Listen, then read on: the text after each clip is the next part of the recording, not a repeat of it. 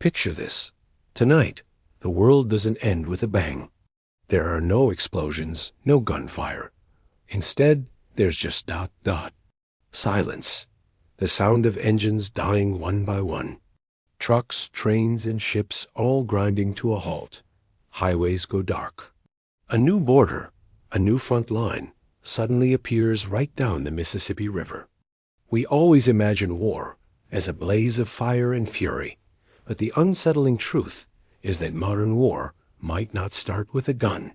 It could start with the simple, quiet turn of a valve. In a conflict like this, who breaks first?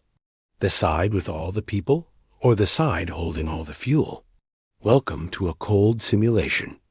Today, we're stripping away the politics, the flags, and the ideologies to look at the bare skeleton of a civilization. What happens when the energy stops flowing? Suddenly, that mighty war machine, the one that looks like a brave knight in shining armor, is just a pile of immobile scrap metal. The central question isn't who has the better soldiers or the more advanced weapons. It's about who can keep the lights on, who can keep the trucks moving, who can breathe longer. Modern conflict is a race of transport wheels and power grids. And the scariest part? The end isn't decided on a battlefield. It's decided by the dead silence of a locked valve. To understand this, we need rules. Let's set the stage. We're splitting America right down the Mississippi River, creating an east and a west. The rule is brutally pragmatic. Whatever territory you hold at the start, you own. Now, the Mississippi isn't just a body of water. It's the spine of the continent, the vital trade artery that flows from the industrial north all the way down to the global gateway of New Orleans. Whoever controls the mouth of that river can choke the heartland. The great bridges at St. Louis or Memphis are no longer just roads. They become life or death choke points. So the rules are locked. The board is set. Now, let's just watch the scales tip as we pit the raw power of energy against the sheer weight of population. Who wins when the fight is over logistics, not battles? The conclusion might surprise you. Subscribe now as we decode this logistics simulation, because in a modern war, the fight might be over on day one. Imagine a flashpoint, a new American Civil War. In the first 6 months, the East has everything it needs. People and lots of them. Massive cities, a centralized command in D.C., and the ability to move fast, flooding troops toward the Mississippi River. But this strength hides a fatal weakness. The East is a giant stomach, eating millions of tons of food every single day. And where does that food come from? The grain belt, just across the river. When war breaks out, the golden wheat fields of Iowa and Kansas suddenly feel a world away. All that urban density is no longer an advantage. It's a crushing logistical burden. The East can strike first, and they can move with incredible speed. But they're on a clock that's ticking down with every hungry mouth and every crumbling city block. You can have the largest army in the world, but without fuel, all you have is a very large audience. Modern warfare consumes diesel and jet fuel like it's oxygen. The moment the West shuts off the pipelines, the East enters a state of shock. On day 1, transportation slows to a crawl. By day 10, strategic fuel reserves are hitting rock bottom. Within a month, the great megacities begin to go dark. The East is backed into a corner, forced to make an impossible choice.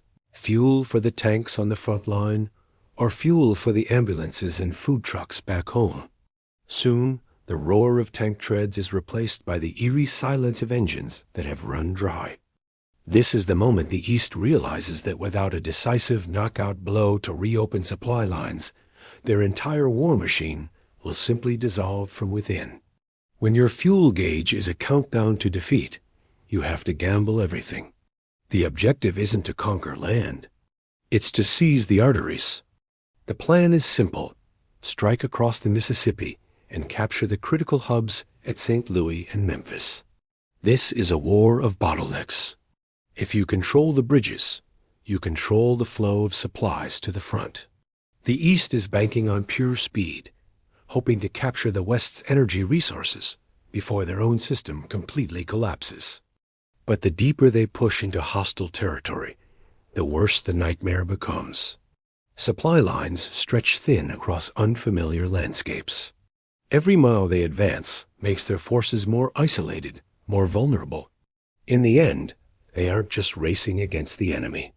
They're racing against themselves, desperately trying to land one final, decisive punch before their own energy arc gives out under a setting sun of oil and dust.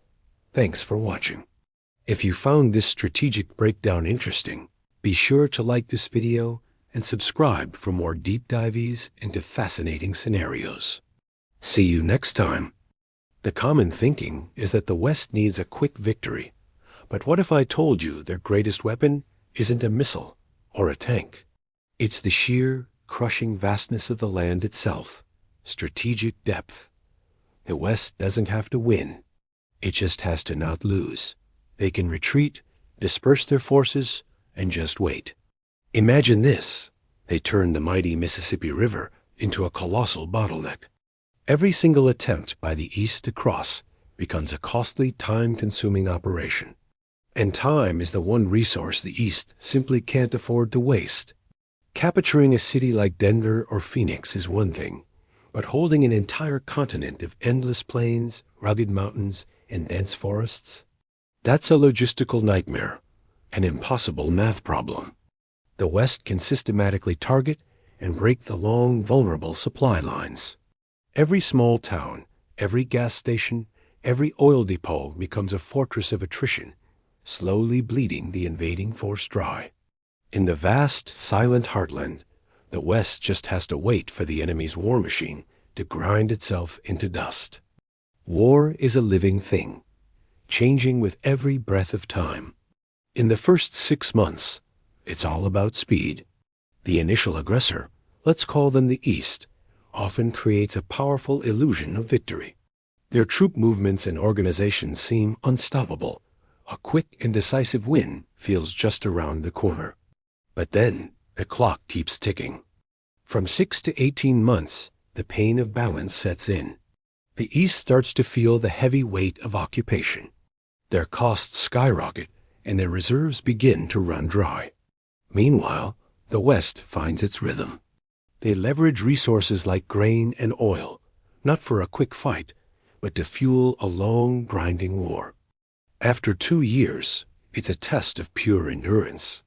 The battlefield isn't about flashy fireworks anymore. Victory belongs to those who have bread for their people and fuel for the winter.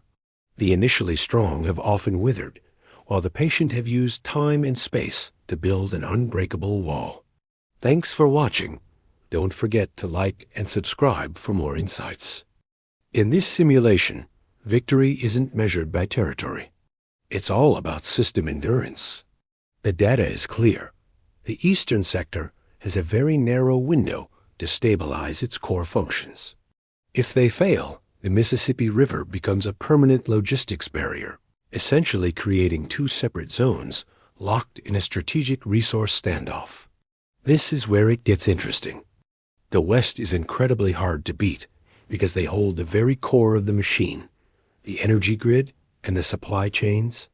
This isn't a test of morale or spirit. It's a cold, hard test of infrastructure under extreme pressure. Who keeps the engine running when the flows are severed?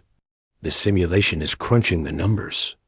But I can't help but wonder if there's a hidden variable we've all overlooked.